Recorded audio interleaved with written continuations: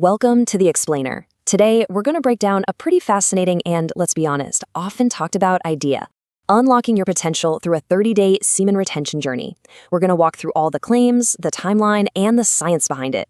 So here's how we're going to tackle this. We'll kick things off with the core promise of the whole practice. Then we'll go week by week through all the supposed changes, the good stuff and the tough parts. And finally, we'll bring it all back down to earth with a medical reality check to really separate the miracle from the myth. Okay, so let's dive right into our first section. We're going to explore the big idea behind this whole 30-day challenge, this concept that you're basically charging your body's internal battery. This is really the powerful question at the heart of it all, isn't it?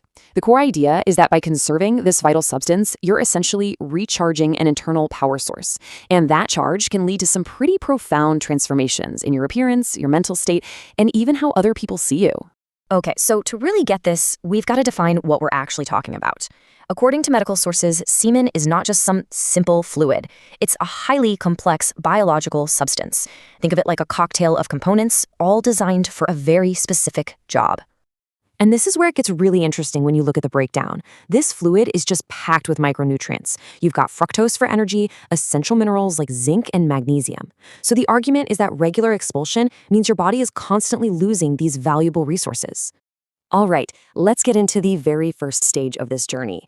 This is where that initial commitment really gets put to the test, and it's where the first big biological changes are supposed to happen. So that first week, it's kind of a roller coaster. The first 3 days are often the absolute hardest, right? Your brain is fighting you, craving that usual dopamine routine. But then around day 4, something starts to shift. The body begins reabsorbing all those nutrients, and by day 7, a really key hormonal event takes place. Now, here's a key piece of evidence that proponents often point to. Some studies suggest that on day 7 of abstention, a man's testosterone levels can peak in a big way. And that's the hormone we link to things like confidence, muscle strength, and a deeper voice. It's seen as the first major biological payoff. But, and this is a huge but, there's a catch. That hormonal peak also brings on the most intense challenge to your willpower. The very thing that's boosting your confidence is also fueling the desire you're trying to control. So day 7 becomes a really critical test. Okay, so you've made it through week 1. Now we're into the second week, days 8 through 14. And this is where people claim those internal changes start showing up on the outside, becoming visible to you and to other people. So during this phase, the theory goes that your body is like, hey, we've got all these extra proteins and vitamins, let's send them to the hair, skin, and eyes. But beyond just appearance, practitioners also talk about a huge boost in mental clarity and focus, and feeling just as energetic in the evening as they did in the morning. But look, this whole journey isn't just a smooth ride to the top. Just when you think you're crushing it, week 3 hits, and it often brings this major psychological hurdle they call the flatline. And really, this makes you ask a pretty important question about any kind of discipline, right? What happens when that first wave of motivation is gone and the real psychological work actually begins? Well, the flatline is that exact moment of truth. So what does this flatline actually feel like? Well, a lot of people say it's basically a withdrawal period. Your brain is missing that old, easy source of a dopamine rush, and that can show up as irritability, mood swings, just general frustration. It's a mental reset, and yeah, it's not always going to feel great.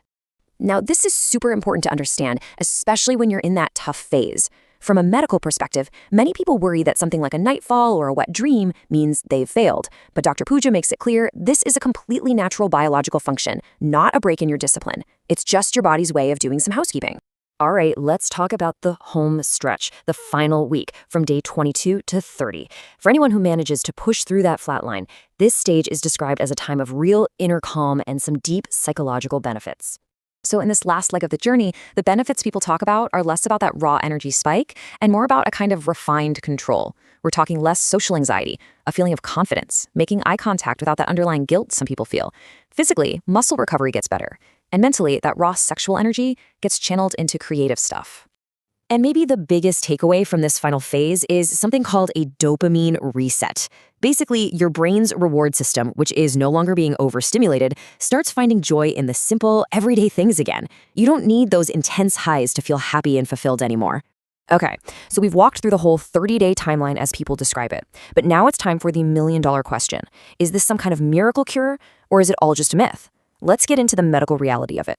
And this really gets to the heart of the matter. The promise can sound like you're going to get superpowers, right? But the reality, at least according to the experts, is about something way more down to earth, developing better self-control, learning to channel your energy, and passing a huge test of personal discipline. And look, there are some important warnings here. Dr. Puja points out that long-term forced retention can actually cause physical discomfort. But the mental side is probably even more important. If you just retain that energy without redirecting it into something productive like exercise or work or a hobby, it can just lead to anxiety and obsession.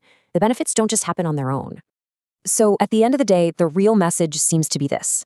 The goal isn't to become a superhero. It's supposed to be a tool for self-discovery. The practice is said to strip away layers of old habits and compulsions to reintroduce you to a more focused, disciplined version of yourself. And that really brings us to the ultimate takeaway here. The physical act itself, that's just the mechanism. The real journey, as described by people who advocate for it, is about reclaiming your personal power, your focus, and your self-control. So we'll leave you with this final thought to chew on. The whole philosophy here is that if you can actually master one of the most powerful fundamental drives you have, well, just think about it. What other challenge in your life could possibly seem too big after that?